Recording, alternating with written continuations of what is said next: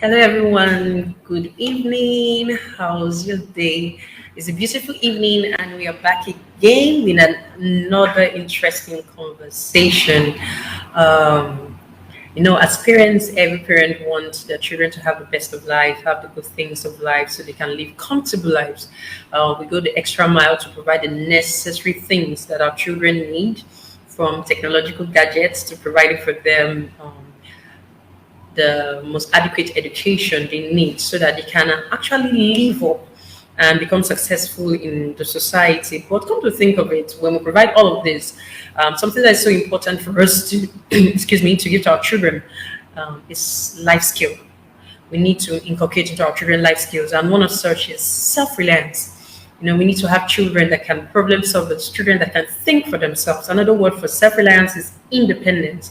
So we need to grow our children through the process whereby they grow to become independent adults, and they can actually stand in society, make decisions for themselves, think for themselves, act for themselves, and not totally depend on us as parents.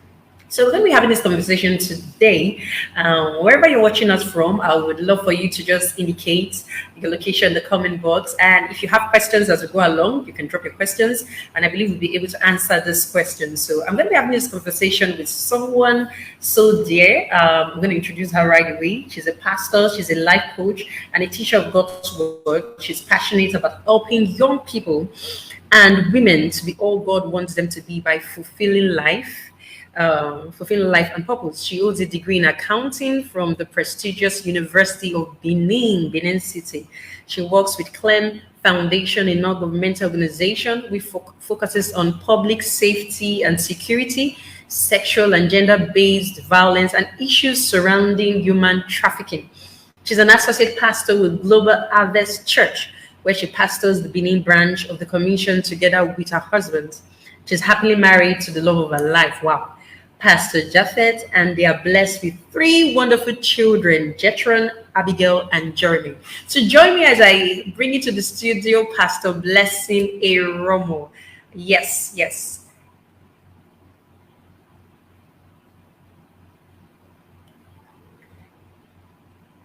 Okay.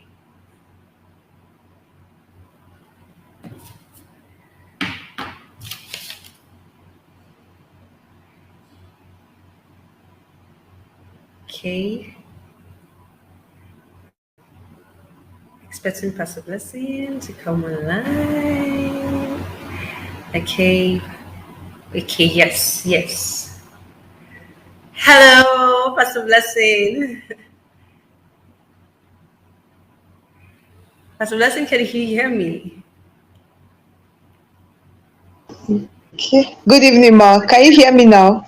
Yes, I can. I can. I can. Good evening, Okay. Pastor Let's see Blessing. if this will work. Good Good evening. evening, Ma. Okay. Yeah. How's your day? It's better.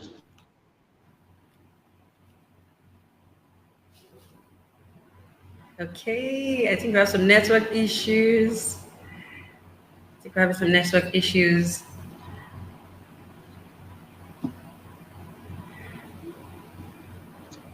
Pastor Blessing, can you hear me? I think we're having some network issues.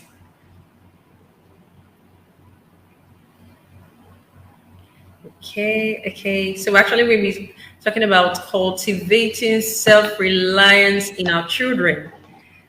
Cultivating self-reliance in our children. That's what we're going to be talking about Can today. you hear me? Yes, I can hear you now, Pastor Blessing. I can. I can. I can. I think the network is not so good. This network should behave itself today. Oh. Better. Better behave yourself. So nice to have you with us, Pastor Blessing. How's your day? How's your day? I can see Solomon. Good evening, Solomon. I can see you. You're with us. So nice to have you today, joining us on this conversation. We pray that the network favors us today because we really have to have this conversation. Yes, we want to have self-reliant children, children that grow up to be adults that we're proud of, children that can grow up to be adults that can make decisions for themselves, that love themselves, that are into themselves, yes, in the right kind of way, and can actually stand up for themselves. Okay. Okay. Okay.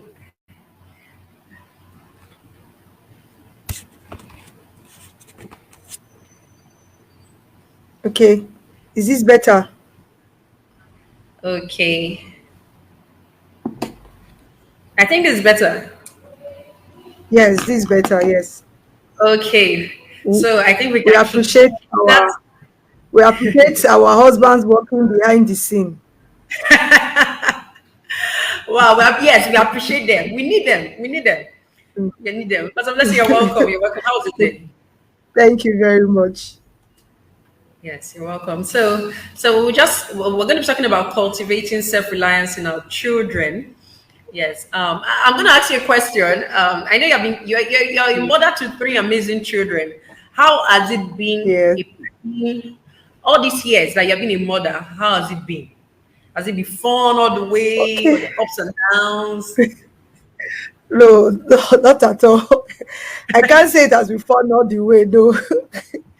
Even up to this evening, it's not fun. But I think I like to say that by God's grace, God has been helping me all the way because I Yes. believe that I'm not perfect. I don't expect them to be perfect. So it's not been fun all the way, but it's been beautiful. I can tell you, we've both been learning on the job. I tell my Wow. children, I'm learning to know how to take care of a teen, how to take care of that's a teenager, how to take care of a preteen, and how to take care of a toddler. So so you too will learn how to cope with your mother. We are learning That's together. so nice. That's really nice. There's a toddler, there's a preteen, and a teenager. Wow. So you have Yes. experience in all facets of the process. Okay, you still have an adult. Yes. So that's nice. So when it comes to self-reliant children, what do you think are like features that you can see in a child that is self-reliant? Like, who is a self-reliant child? What features can you pick out and you say this child is self-reliant? Okay, to start with, for a self-reliant child, I will see a child that is confident. I want to use the word for a child that is confident, a child that doesn't look down always when talking. Okay, a child that finds it easy to express him or herself, no matter how difficult the words may seem to be. Because yes, sometimes they may not find the right words to use. It might be difficult to put it all together, but a self-reliant child is not easily timid. Yes, no matter what he or she goes through out there, comes home and says it in a most funny way. And that's why I tell parents that you must pay attention, be attentive, be attentive, be attentive. Yes. Oh, Yes. And that's then really you nice. see them also, so that parents don't start feeling that, oh, my child looks down, is not reliant. No. Sometimes you even see it in children who just come back from school, they take their homework and they are doing it. They don't ask you, mommy, what do I do here? What do I need to do here? Okay. Or they take their toys, unscramble it, and then try to put it all together. Yes, they are Yeah. building reliance. Yes, they are building reliance. So I like to call them. So we don't say, this child is not reliant. No, this child is learning to be reliant. So we now have the um, duty or responsibility to nurture that child to become reliant. Yes, Okay, so building reliance is actually a process. It's not, it yes, starts from a particular age, so it's good, and the child learns the process of being self reliant. Now, yes. at what age do you think we should start teaching our children self reliance? What age? Should we wait for them to be Well, teenagers? What age do you think we should start teaching self reliance to our children? okay. I think first of all, every child needs to be observed. Okay, every parent has a responsibility to nurture your child. To nurture your child, be present. I keep telling parents, be present. Be present in the life of your child. Be present so that there is no specific age. per se, but I advise that as much as possible, the child can begin to build that self-reliant attitude, character, or process even from age 2. Yes, from age 2. I don't want to say from 18 months, but from age 2, because sometimes you could see a child that wants to try to put on her shoe or his shoe by himself, even if they do two left leg, even if they put it, even if they cross the shoes. But you see that zeal, and then you hear parents say, bring it, you are too small, don't stress me. Yes. No, that's already a problem. You're affecting the self-reliance of that child already without knowing it. Or you see a child, they want to wash their socks, they observe the way you wash it, and so they pick it up, they want to observe, they want to wash it. The first thing you will see is that they will be drained from their head to their leg. And you hear mothers asking, are you bathing? Are you the one bathing? Or you're washing your socks? One leg of socks, and the child starts feeling bad that I'm just trying to do something nice. Do you understand? So we watch it.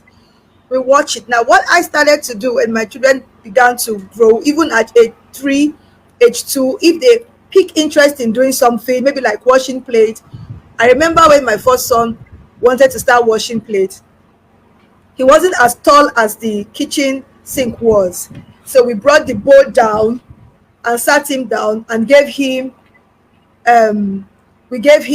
rubber plates and plates that will not break, so that parents don't start saying that, this is my wedding gift I've been keeping since 10 years. You just want to come in one day and break it. I will not agree. No, give them what they can handle: cups, cutleries. Give them a bowl that is within their height. Make them sit down and teach them. You wash the front, you turn the back. Let them learn how to do that. And then you see others. Now this is very funny. My son will be sweeping.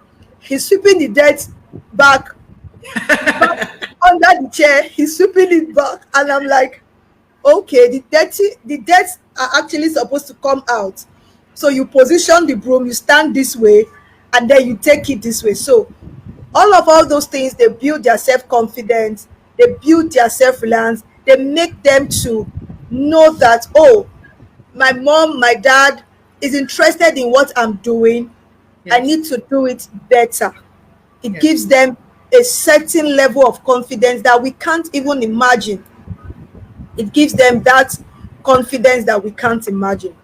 So yes, so I would say from 2 years, you're not sending your children message. Let me quickly do that. I didn't say parents should start sending their children message. No, I'm saying that they should be observant and be involved in their Very children's true. life. Yes. Very true. My daughter is 2 plus, and sometimes I look at her and I laugh. Like this morning, I remember she was actually getting prepared for school, and there was a dress she was supposed to wear. And I was like, okay, please don't wear the dress until we're about to go to school. And all of a sudden, I saw the dress. I was like, how did she wear it?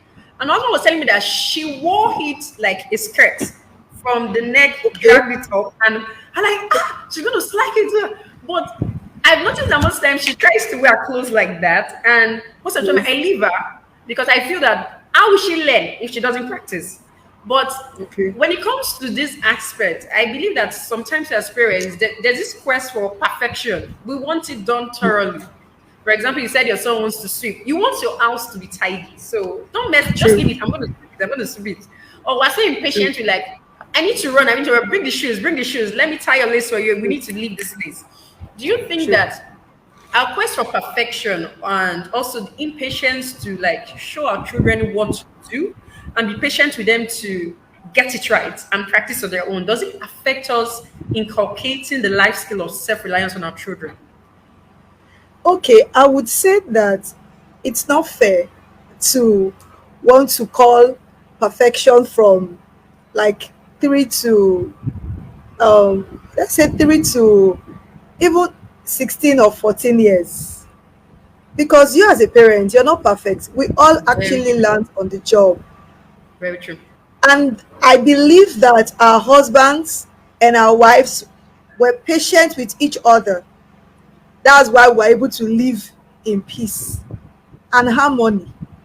By God's grace, we've been married for 15 years, and it's been an amazing journey of learning and unlearning, because this is how you were doing things before, but it's not working. For example, I can arrange a place, I think maybe 10 times in 5 minutes. Yes. But when the children came on board, they told me that, you see, this you're arranging, Just keep leave pack it. it. I gotta keep it somewhere under the parking lot, so that I will not stress myself. We have a lot to live for. When they sweep it in that manner, that is not okay. Later, when they are not there, because they don't have the tenacity to stay for too long. For example, he has swept, he dropped the broom, he's run off to something else. Do you understand? Something else has caught his attention. I'll take the broom and sweep it very well. But when he swept it before, I always remember to say, a job well done, thank you, you've done it right. Now that will give him a whole lot of courage, a whole lot of energy to want to do it again. Do you understand? Yes. Yes. So I think it is, it's not fair to one demand perfection. Now let me help us. For example, I'll take the lesson of the shoe. For example, we are going to church, or we are going to school, or we are going for an outing. We are going to meet other people. Okay. Now this is the way I play it in my head. We are going to meet other people. Sometimes the people we are going to meet may not have eaten, but we are Yes. rushing our children to eat. Sometimes they may not have had their bath, and we're rushing our children to put on their footwear. After they've had their baths, they've dressed up in their singlet, boxers, shirt, trouser, and now is the shoe. Why not carry that shoe and carry it with the child in the car? You can fit the shoe in the car, or when you get to where you are going to. I see a lot of parents stress, mothers actually stress for little things that we can actually do, and they so much put so much pressure, they shout and scream. And that's why you hear some things like, I don't know how long I will teach you this, I don't know if you're not learning, Yes. I don't know what's in your head. Because we've stressed ourselves to that point where we actually think that we're talking to our mate. And if you are careful to reason, some of our mates that were, as in some fellow mothers, they forget some things at times. Hello. So Yes.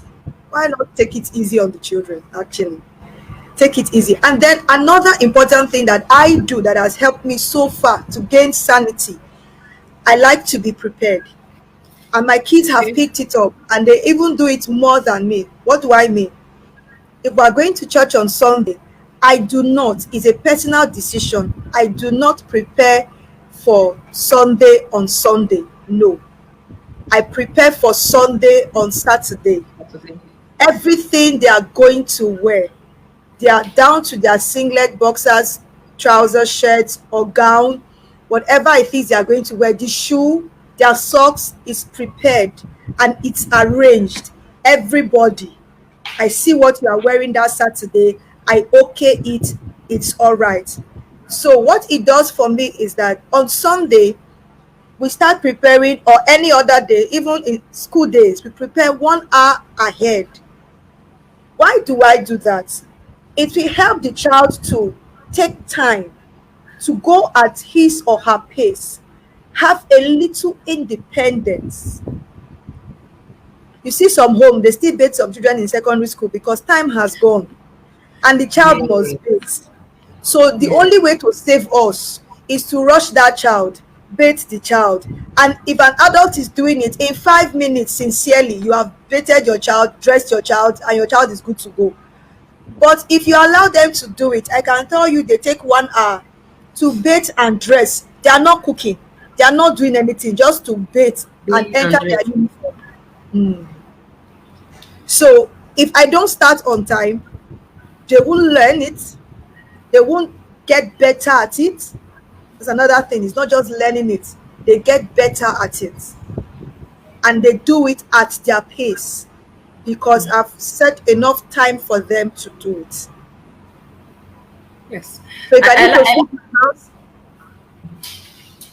I like the aspect of giving them enough enough time to be able to do what they need to do, because as parents we need to understand that our children do not work at our pace, and it's very key. Because I know I've seen a lot of parents yell at their children, "You're too slow, you're too slow. Why not pick up?" yeah, Because you didn't set yeah, enough time for the child. The child cannot prepare as fast as you can.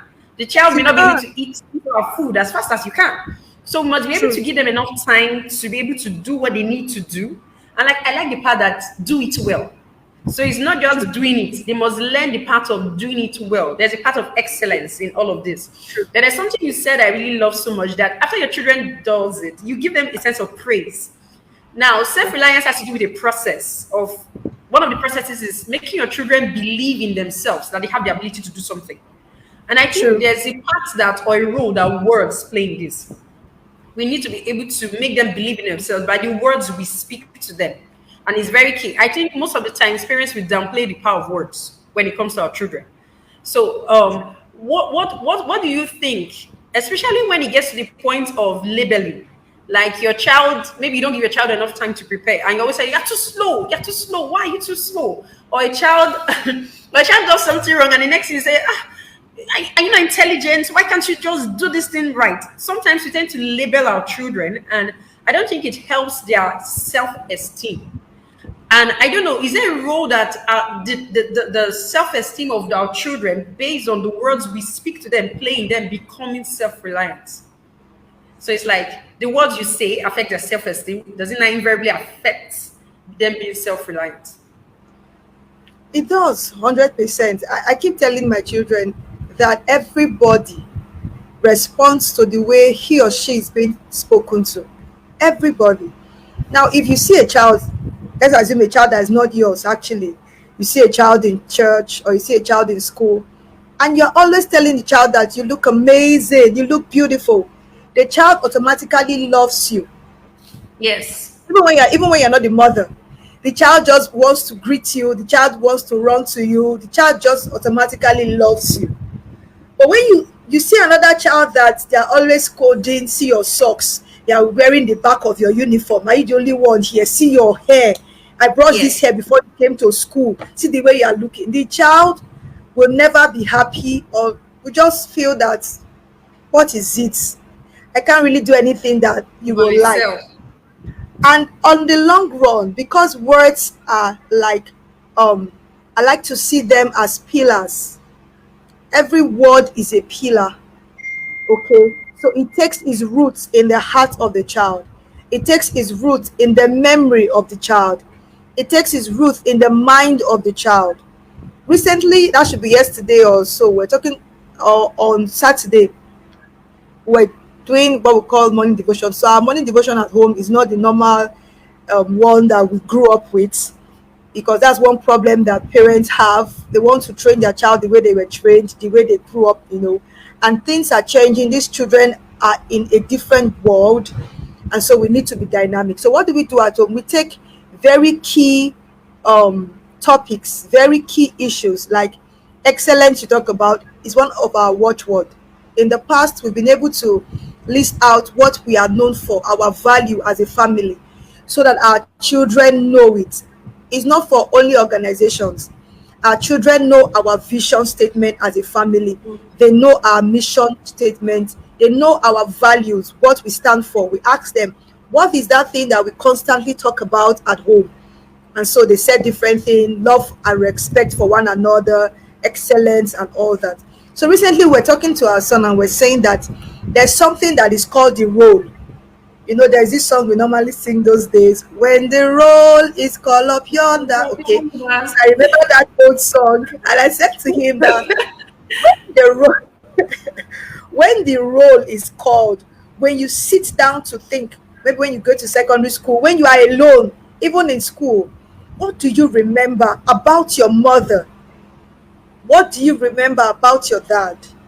A child that has been looked down upon, or looked upon, or spoken um, harshly to, it's not a kind word to say to someone when you say that, can't you do it right? Are you not intelligent? Is not a right word. It means it's not a nice word. So those are the things that we keep ringing in the mind of the child. If the child wants to do something and you're not there, he remembers mommy always says I'm not intelligent. Am I sure I can do this? It has a way it affects the child negatively. So as much as possible, we encourage parents, as much as it lies within you, find something positive to say or don't speak at all. Yes, Hmm. yes. Find something positive to say or don't speak at all. Don't speak at all. Because I believe that the words parents say to their children are very key, very key. It plays a long role in who they become in life. Because, like you said, it rings in their mind. And for a child to really develop self reliance, parents must learn to use the right words. You must learn to praise your children for the little effort they make. Because I believe that it Yeah. gives them the sense that "Okay, I can do more. Mom, my dad or my mom believes in me that I can do this. So it gives them Yes, that I can vibe, like, do okay, let me it. try and do more. Not like, okay, for example, the child just was, like you said, two left leg. They're like, can't you wait, right? Oh, wow, two left leg. You tried. Next time you do right. I'm sure we're But let's excited. put it this way. Yes, True, for the next true. time. So I believe that we should learn to praise our children for the little efforts. It will spur them to do more. Then we should also learn to encourage them. Encourage them and learn not to label your children. Like you said, if you don't have the right word to say, don't say anything at all. And Don't speak it's at very all. key for True, parents. Very key. So true. now, when it comes to developing self-reliance, there's a part, I believe there's a part of giving children tasks to do, showing them what to and giving them tasks to do. Now, when I was growing up in my house, my mom actually shared some tasks. Normally, I think then I used to be the one to clean. It's not my mom, my elder brother. My elder brother was so like, he likes giving us responsibilities in the house. You do this, you do that. Now, sometimes like, you're the boss man. You're not the mom. Now, why are you sharing responsibilities? But it helped us. I remember then I was responsible for making sure that the sitting room was tidy. I think my younger brother for the kitchen and the rest. But in this day and time, there are some parents that do not really believe that when you give your children tasks, now I'm talking basically on domestic chores in the house. Okay, They okay. believe that no, somebody will do it for them. Just leave them their children. They will learn as they grow up. Let me ask you a question. Like, when did your children start doing domestic chores in your house? Okay. I think officially from age 4. Age Yes, four. they start sweeping from age 4. It's not now, I'm going to have to define it. From age 4, they can start attempting anything they want to. I can start teaching them how to do it. For example, I said parents should be involved in their children's life. Parents should be present. I know this day and age, it seems to be very busy. Everybody Yes. does one or two things, but it's our responsibility to create that time to be involved in the life of our children. Now, when you do that, within an hour or 2 hours of being involved with your child, you will see where they are picking interest. So, if they start sweeping, whether they sweep it wrongly or not, they can do it. My son will be 6 in October, and if he sweeps a parlor for you, if he sweeps this sitting room for you will be amazed. Now, he doesn't just sweep it well, he will sweep it and pack it into the packer neatly. You won't see Wow. the remaining sand. Yes. Wow. Now he's 5 plus. He started last year or when he was 4 or thereabout, but now he's getting better at it. He doesn't sweep the dirt under the chairs. He takes his time to even put the broom under and try to bring any dirt that might have fallen there. Yes, because I allow them and teach them properly how to get it done on the job. Okay, so I would say yes from age 4. And so it's began to grow, and so he doesn't have a particular chore he does, but his older ones, they have the chores that they do. So we share it. This week you're the one washing plates, pots, and when you're washing plates, you wash the pot, you wash the gas, you take care of the work top, the cooking top, where the where you put the eggs and all the work top. You take care of that. It's your responsibility to sweep the kitchen, make sure everything is clean before you go to bed. Wow. And we don't just say it and sit down, we follow them up. So when they Yes. go up, maybe they're tired, they go to the room, we'll call you back. You've not done this properly. Yes, and they don't like it. And I keep telling them, don't like it today, tomorrow. when you see how responsible you are, you will always remember me. When you call up the roll of how blessed you are, my name and your daddy's name will be at the beginning of the roll when you call it up in your memory. All right. So so this week when one person is washing plates, the other person is sweeping, and you sweep the whole house. You don't sweep where you can see. You sweep the dining room, the dining, the sitting room, the kitchen, the room. You sweep it out. Yes, as they Wow. are growing. So that's for the older ones. Okay. So Wow. and then even the baby Jeremy, so what does he do now? Because he drinks a lot of water, he likes going to the tap. So his own is to fill all the empty bottles in the fridge. They all work. There's work. It's just give them the one that they can do very well. Yes. And so Yes. he gets there and he's feeling it. He's so happy. But when he comes out, trust me, from his waist down is wet. And I'm wondering in my mind, what was filled? Is it his leg or the rubber? In my mind, I dare not say it out. And I said to him, "You've done well. You have done well. Thumbs up for Yes. you. Yes. 5 star Yes. for you." He's encouraged and he takes it as his personal duty. If he sees empty rubber anywhere, he just rushes at it because he wants to hear you say he has done well. He doesn't even allow Yes. anybody fill that rubber for him. So it gives him this kind of happiness. And I think was it last 2 weeks or so, my senior son came to meet me and he said, "Thank you for making us responsible. This work you Wow. give to us, these chores." I was touched because we normally have one or two. It's not usually nice when you are learning. It's not nice. Nobody likes it. Going to school, going to work, we just want to stay at home. Everybody likes it, to stay at home. But I was touched when he came and he was able to do that. And that's because as they grow, you add to the responsibility. We are careful not to overload them or give them too much information so they don't mix it up. We are careful about that. I say that because he can cook. Yes, he's a boy. In my house, I don't have male or female. We are all children of God. We are all family members. Yes. So everybody knows their role and responsibility. I tell them, daddy works, mommy works, daddy gives mommy money. She goes to the market and uses it very well. She brings it home and children cook the food well. Everybody eats and nobody wastes it. It's a beautiful arrangement. Cocoa, keep it for cocoa, keep it and take up, thank you. So he understands. And the day he was counting what he can cook, the soup he can cook, I was really proud of him. Yes. So, it's good. And then we monitor it. He has a book. That's another thing that is not even common in our society. We have few people who write, but we are teaching our children to write. So when you're teaching them or giving them an instruction, it's very important you encourage them to write Okay. because they may not always remember. So they write it down. This is what I should do. Step one, we use the steps. Step one, do this. Step two, do that. Step three. So it's precept upon precept. They are used to it. They are not cramming. So when they are doing something, you see them running, getting their notes, and then they are following it. And at the end of the day, they do it well.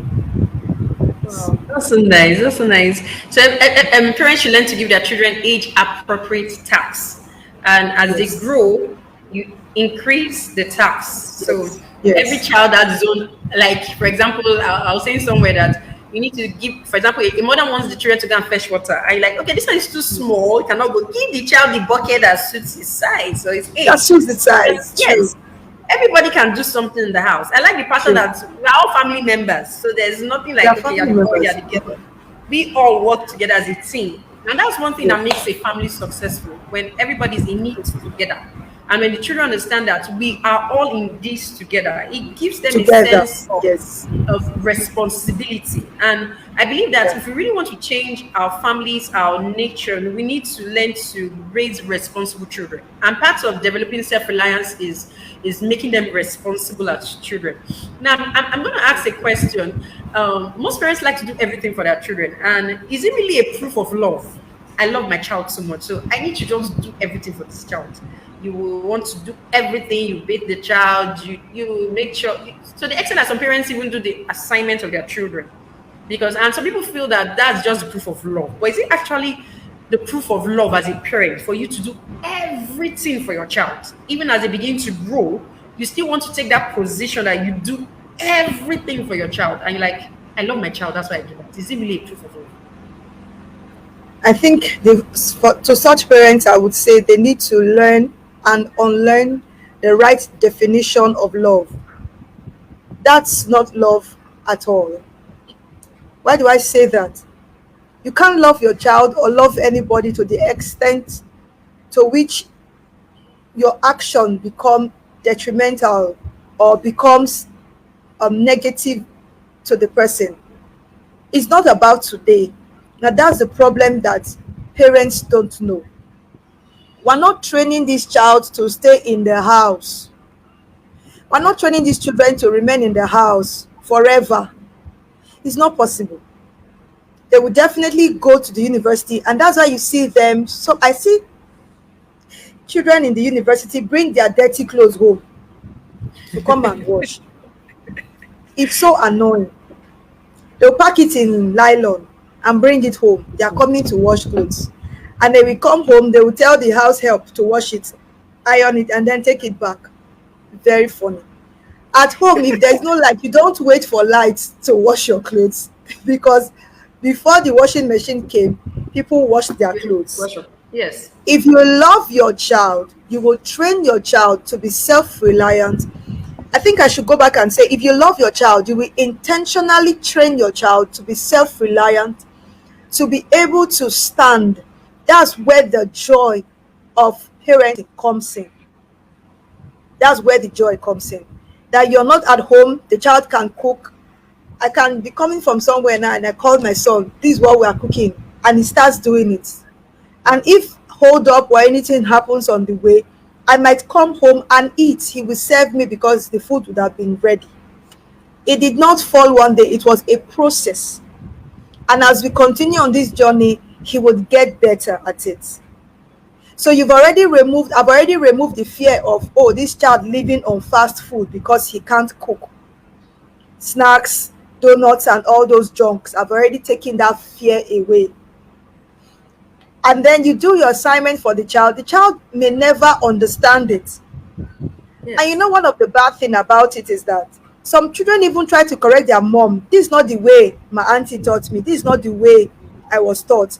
But they want to use the way they were taught in 1775 to be instructing the child now and insisting that they are correct. Every child, different in age, every child, though little, is a human being. If they are small toddlers, they are just little human beings. If they are preteens, they are preteens, but they are human. Why do I say that? They are complete. God made them complete. They have their own mind. They have their own brain. They can reason. They know what to do. They need to be encouraged and put in the right way, not help them. They don't have any need to be helped. I even see some parents go as far as writing on the child's assignment, and the teacher will say, don't write. He can write. He writes in school. It's so funny. I can imagine what those parents will be, what the teacher will be going through. Don't write for this child. He can write. It's so funny. But you see that parents actually use their own handwriting, and the excuse they will give is that the assignment is too much. If the assignment is too much, let the child start on time. If he or she is tired, allow him to rest. Tomorrow morning, before you rush out to school, wake up early. It means that that child can sleep earlier than before. So the child sleeps around 8 or 7 and wakes up around 5, and you prepare for school by 6. You can actually do the assignment because as at that morning the child is refreshed. That's how I handle my kids sometimes when I see that they're tired. I'm not going to push them. They are not donkeys. Don't sleep. Some parents will be flogging the child to wake up and write. Wake up. The child is a human who has Yes. had a hard day in school and deserves to be tired.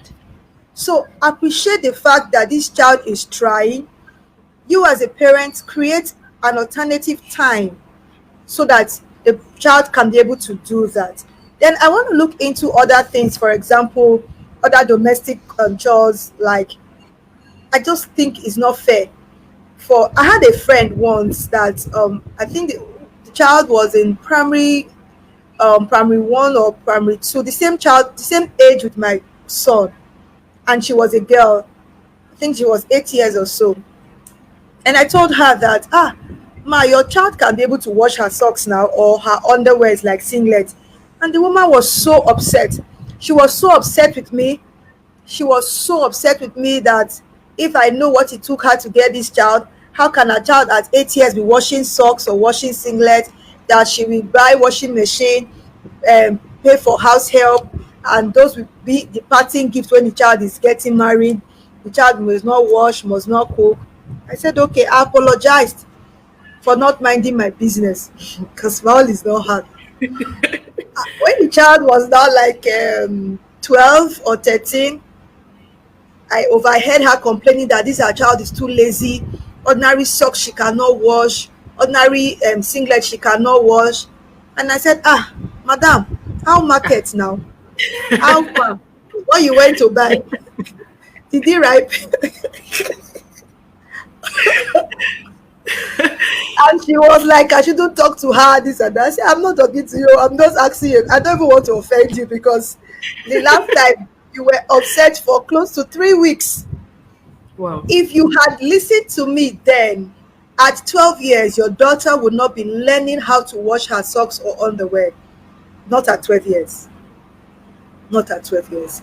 So I think if you love your child or if you love your children, for our beautiful mothers listening, encourage them to do it themselves. I'm going to promise you one thing: they will not do it the way you do it, they won't do it as good as you would do it, but they will learn on the job. And in a short period of time, they become excellent at it. Very true. Very true. So very, very true. I think that as against them in quotes, I love my child is actually like a show that you don't actually believe in the ability that your child can display. Because if you really want to do everything for your child, then you don't trust your child. You don't believe that the child has the ability to do something. For example, let's go a little bit to academics. For example, a parent goes ahead and pay for everything for a child to be helped in an exam. It's because you don't believe the child can actually read and pass his exams or her exams by his or herself. You don't believe in the capability of that child. You don't believe in the intellectual ability of that child. That is why probably you actually do that. Not actually because you love the child. So I believe that parents should be very careful because sometimes there's always a boomerang effect of our decisions as parents. True. Now you True. think you're loving this child, it will come back to you. Because when the child cannot take responsibility, let's play a scenario of a boy that becomes a man and is married, and all of a sudden, everything that he wants to do in his house, decision making, comes back to you, his mother. And like, mommy, what do you think? Mommy, what do you think? And some mothers are excited though. Hey, this is my son. He's always coming to me. For me, it's a shame because you have not raised a responsible son. He True. leaves the house. He should be responsible enough to be able to take decisions for himself. So I believe as against love, most parents do not actually believe the ability that their children have to be able to stand on their own and be independent. So for parents watching, I we don't. need to strike a balance between these things. Don't go overboard. You're doing everything for your child. One day the child will leave the house. Will you actually, for example, your daughter gets married, will you pack and follow your daughter to Follow your a child. marital home and like, I'm doing everything for my daughter? One day you will leave because it's two that becomes one, not plus Not, mother. not So three. I believe Yeah. that parents need to really learn. But there's actually a part of decision making, children being able to make decisions when it comes to being self-reliant. Now, is there a point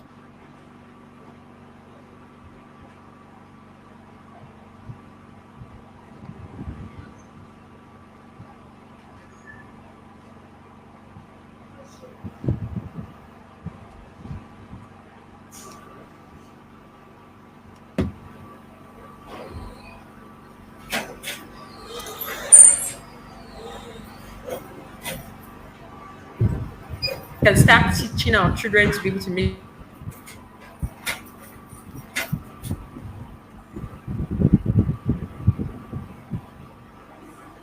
Hello, ma. I didn't quite get that.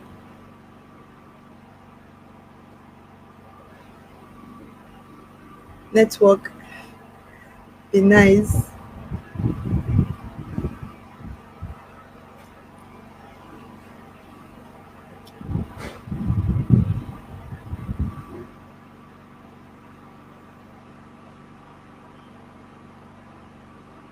Waiting. Okay, Ma, I think we're back. I Pastor didn't Bless, are quite you get with that. me? Yes. I'm Okay, I with think you, the ma. network. Okay, I was thinking about decision making. Can we Okay. start helping our children to be able to make decisions from maybe an early age? For example, maybe if your toddler, or maybe I don't know, maybe like 4, 5, and you give them the options of, okay, can you choose either this or this? So they know that, okay, we have to learn to be able to make up our mind and pick something out of options. Or maybe as the children go older, you give them guidelines. Okay, for example, you can clean your room before you come for dinner, or you're expected to do your assignment before dinner. So there's no particular time. So the child has to make a decision like, okay, I'm going to do my assignment by 4 o'clock. Can we inculcate the process of helping our children to be able to make decisions as they grow? So they don't get to that point and like, "Ah, I don't have to make decisions. So what am I supposed to do? What am I supposed to do? Can we start it early with our children?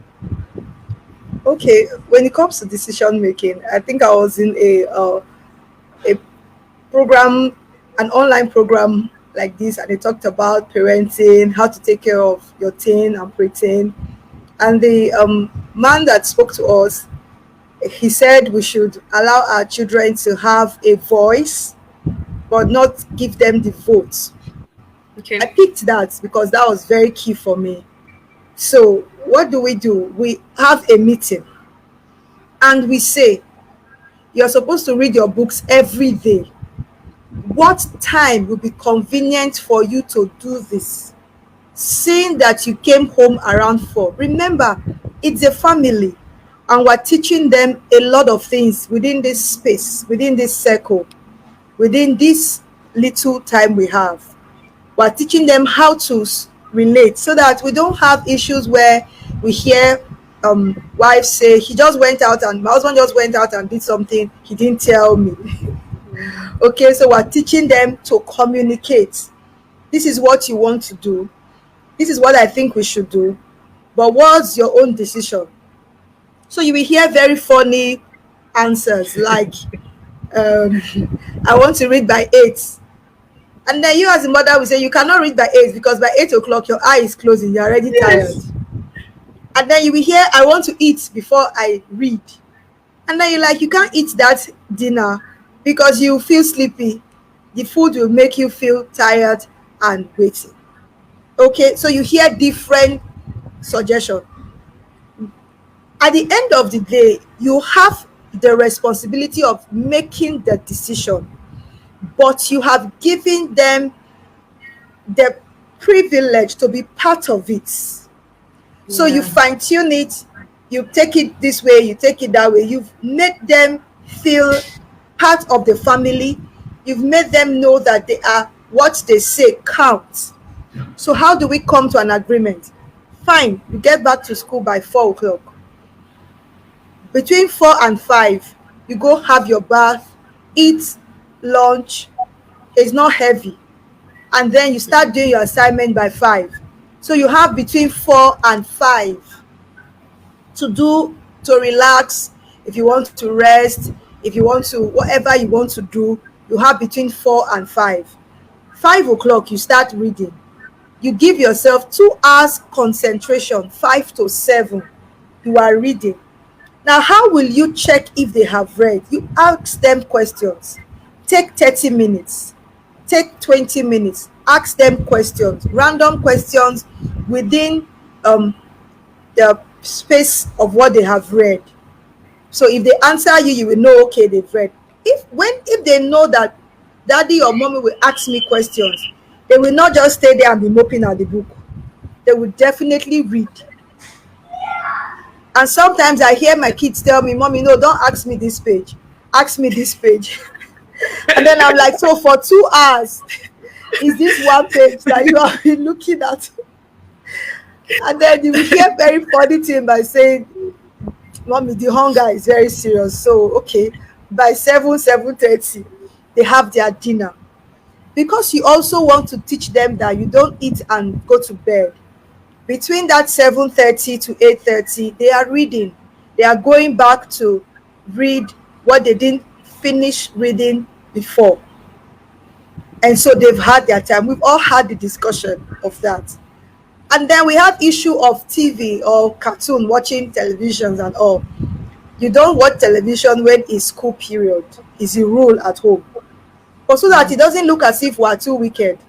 So we now have off days like Sunday when you come back from church, or Saturday in the evening after you might have done your chores and read with evidence, because we go back to check. Yes, with evidence. So they don't just leave the work unattended to.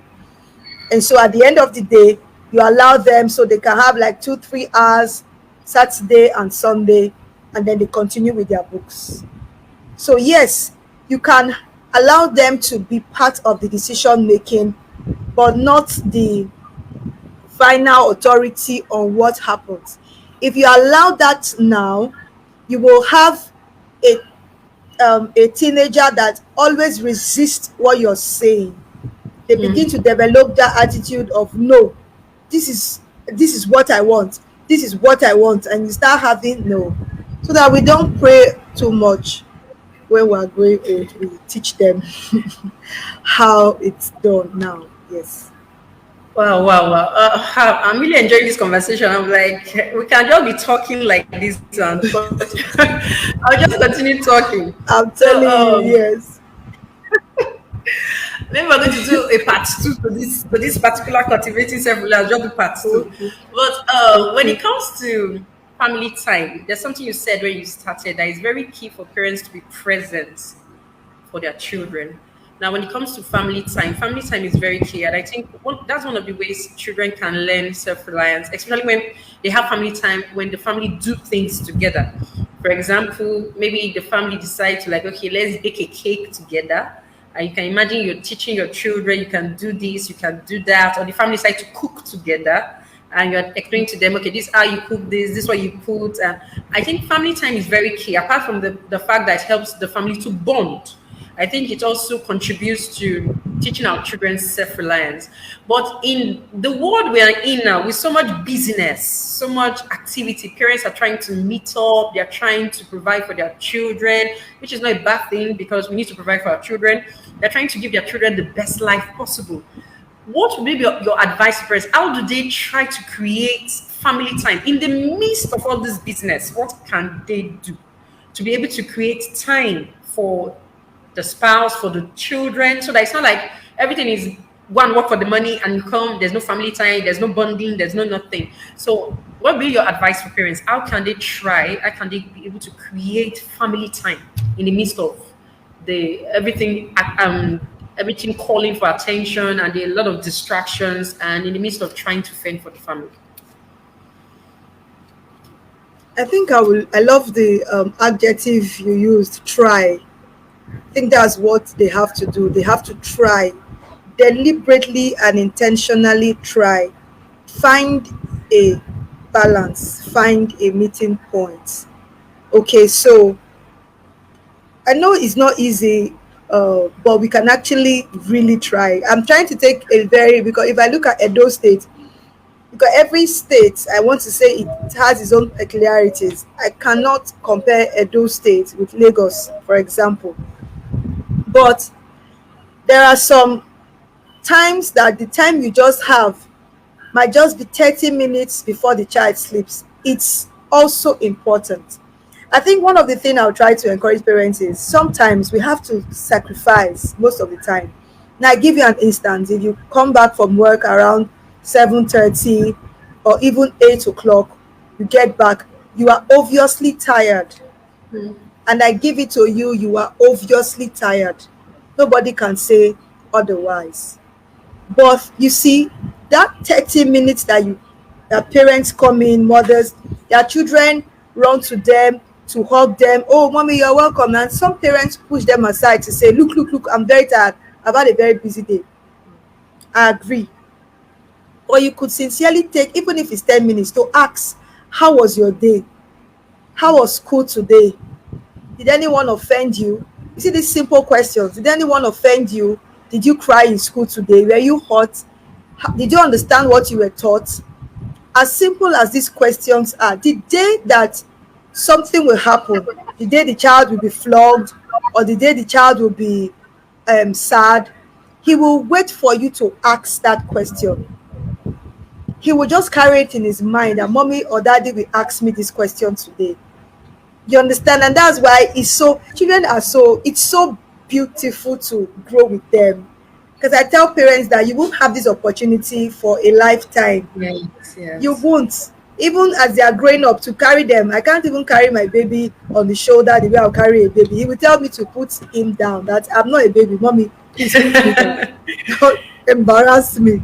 Okay, so I would advise and encourage parents that no matter how tired we are, because we can, you see some parents, they'll tell you they're tired, they come in around 8, 8:30, they say they are tired, they will not sleep till sometimes 2 a.m., 1 a.m. Parent that is tired, they won't sleep, and your child has gone to bed. That's Yeah. because we are adults. We have the capacity or the ability to um try to get our energies back on time. And so I will advise and plead with parents that even if it's 30 minutes before your child sleeps, if you're the one that comes home late, try and attend to the child. Ask simple, basic questions that show that you genuinely care. If you're the type that comes in around 5 or 6, don't rush to the kitchen and start cooking for the whole world. You're not cooking for the whole street. You're actually cooking for your family. And if you don't take so much time to love your family more, there will be nobody to care for. That's the truth. If we Very don't true. take time to be intentional about the needs of our children, they will grow into adulthood so fast and you won't have anybody to care for. Imagine a parent was asking a child, I think the child was about 10 or 12, how are you? How was school today? And the child was like, mommy, are you okay? Is everything okay? Did you have a bad day? And I'm like, what's wrong with you? The mother is trying to ask, no, she never asked me how I am. So is it that maybe she's sick or she's having a bad day? She doesn't have anything to say. And I'm like, you're 10 years, it's not fair. And the mother was, feeling sad. And I'm like, well, you won't blame the child. Yeah. If I come home today and I don't ask my child, maybe I'm asking for water, he will ask, mommy, you will not ask me how my day was today. And I'm like, you can also ask me how my day was. And then he There goes, was. mommy, how was your day? And I'm like, okay, my day was stressful. So how was yours? Because we're teaching them that it's a family. It's not a Yeah. one-sided thing. It's a family. We grow together. We are in this together. If you're having a bad day, we are all having a bad day. We'll talk about it, how your day went, what happened, and all. So I would encourage parents. And then in the morning, parents should learn to wake up early so that we give ourselves less of high blood pressure. You see a mother or a father waking up by 15 minutes to 7 and you're screaming, what? 15 minutes to 7? You are screaming at the child. You are still sleeping, but you didn't wake up. All of us are sleeping together. What's the problem? And then you are rushing to the child, spanking the child. Come on, get up, get up. You pull the child that has not woken up into the bedroom, and everything is happening. You don't even have time to say good morning. Did you sleep well? Did you dream? Dream what? Everybody is rushing and doing the same thing at the same time. That morning, while you are preparing your child, bathing your child, preparing them for school, I'm talking about the ones that are between the age of 1 to 5, you're bathing them, wearing them their clothes. You can actually do a lot of things. A lot of things. Sometimes I even discuss my son's test. If he has test, I'm asking him the question. I open the book by the side, especially the night that he slept, he's tired. That morning I'm doing the revision and we're doing it very calmly. We're not rushing. He's learning his spellings as I'm baiting him. Spell this after me. I'm baiting him. Oh, we're supposed to be baiting, but we're having nice time. There is no cut out time. Say, okay, family time, Monday, 8 p.m. I will tell you that something will come that 8 p.m. You will 8 not even know p.m. when it's 10 p.m. and you'll be screaming, what 10 p.m.? Oh, I didn't have fun. Mm-mm. It's called family time. So you can have family time anytime, but make sure you have it. Try to have it. And then days that are not so busy, I don't even believe that family time is all about going out, buying ice cream, taking pictures. That is family party. I'm not saying it's bad, but in such areas, you will not have time to ask your child or children some questions. But when you go out, buy those things, because I didn't say you shouldn't buy now, so somebody doesn't say, Madam, no. You go out, you buy those things, you come home. We sit round, because that we do it at home. We sit round together and we are gisting. We're having family time. Because the time they are taking the ice cream and the snacks or something, they are practically taking it. They are not doing anything, so to speak. So we can actually discuss. So this thing that happened, what do you think? I'll quickly answer to the decision making. I just remember the point. Now, as your children grow, they meet people in school, and we tell them at home, everybody out there will not be the way we are in here, because the Bible says it's dog eats dog out there. But um, how do you um, how do you manage these two worlds? How do you manage the family? Because you hear some people, even when they're married, like, my husband is not baby like my father. I don't know if you married your father or you married your husband. How do you merge these two worlds together? We tell our children, when you get to the workplace, because we're not preparing them for today, we're preparing them for tomorrow. Yes. We're preparing their arrows in the hand of the mighty. So how far you want to shoot them into the world determines how beautiful they become. It determines what you put in them, because you have the ability, you have the mentality that this child is going far. So you should be ready to shoot. You should be ready to do that. And so I remember a time when my children were in primary school, if they had issues with anyone in their class, I go to tell their teacher, please look into this issue and all that. When they began to enter secondary school, I told them I will not do that anymore. It's now your responsibility to know what you want. You either accept it or you refuse it. Whichever decision you make, I will encourage you and I will be with you through it. And so there was a boy in my son's class that was always disturbing him, always doing some things that my son didn't like. There was no day he doesn't complain about him in secondary school. And I'm like, what do you want? And he says he just wishes the boy should just, either behave, of which he can't behave because he's not hearing the same things you're hearing. Okay, so this it became so serious. And then he said he wants to pray about it, that he doesn't think he wants this boy in his class again. And because he's not the only one complaining, because we too have to be sensitive. I also observed that my son is not the only one complaining. Other parents are complaining. Other children in that class are complaining about it, this same particular child. I said, okay, fine. If you want to pray about it, let's pray about it. And then we prayed about it. And after we prayed, the boy stopped talking to him. So my son was worried, and he came to me and he said, this person is not talking to me again. I said, you cannot eat your cake and have it now. See, the prayer is working.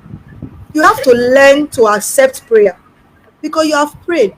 And step aside. Or do you want me to ask him? Because I know you didn't quarrel. So I called the boy. I said, young man, how are you? How are you doing? My son says, you are not in good speaking terms. Did he offend you or did you offend him? And he was like, no, he didn't offend him. I didn't just remember to talk to him. I said, oh, that's fine. Thank you. Me, I like that one. Don't remember. Thank you. Okay. And by the time we continued the prayer, and to cut the story short, the boy was transferred. The parents moved them to another school. They changed location and they moved. And my son was so happy, so excited. And he knew that prayer works. Now to him, I've given him one solid way to solve his problems. So that sometimes I ask him questions, how did this go? And he said, Mommy, I prayed about it and I'm waiting for the answer. And I'm at peace because he prayed about it. He doesn't tell me things like, I asked uncle, I asked this, I asked that. It's when he's now tough, he now comes and say, Mommy, let's discuss this issue.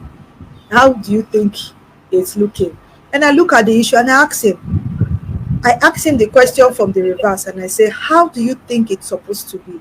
Let's engage their brain. Let's engage these Very true. children in True. discussion. It will help them to make decisions. They are leaders of tomorrow. Because we know they are leaders of tomorrow, we allow them to lead. We allow them to have a voice, but we don't give them the votes. Yeah. Thank you. Wow, wow. Thank you so much, Pastor Blessing. Thank I've learned you. so much. Wow. Like I said, it's like Thank we you. should continue, but we have to wrap it up. So Okay. I believe that everyone has been listening. I've been learning a lot from today's conversation. I've learned a lot. I've learned a whole lot. So we're going to be wrapping this up now. So Pastor Blessing, your final words to everybody listening for today. What's your final word to everybody out there? Okay, I would say you are doing well. First of all, it's not easy, but you are doing well. So I'll give you thumbs up. Thank you for how far you have done, how far you have gone. Don't think for one moment that you have not done well or you are inadequate. No. Number two, I would say pray more. We don't know how to do this job. We don't know how to care for these children on our own. They are a gift given to us by God, who is our creator, and he gave us the manufacturing handbook, which is the Bible. There you can find out a lot of things about your child. So pray more and rely more on the help of the Holy Spirit. Discuss with the Holy Spirit. Ask the Holy Spirit, this child, these things that I'm seeing, I don't know how to handle it. I've not handled it before. And sincerely, you've not handled it before, but he will help you. And because he's a very present help, he will give you an idea. He will give you a way on how to do it. That might just be out of the world. I can't forget how I taught my kids how to count. I taught them to count with things in the kitchen, pots, plates, spoons. I brought it as they were washing it. Please count how many spoons you are washing. And then he will count and recount and recount. And it just stuck. So yes, you can actually ask the Holy Spirit to help you, and he will help you.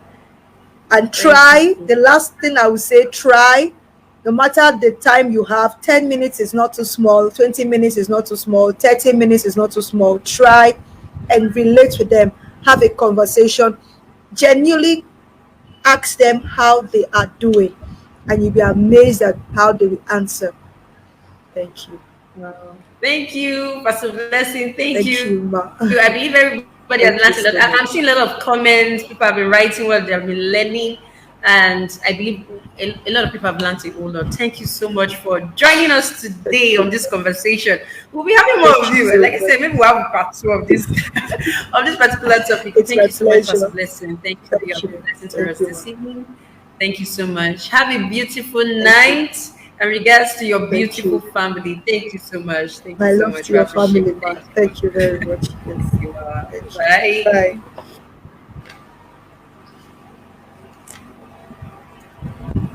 Do I leave?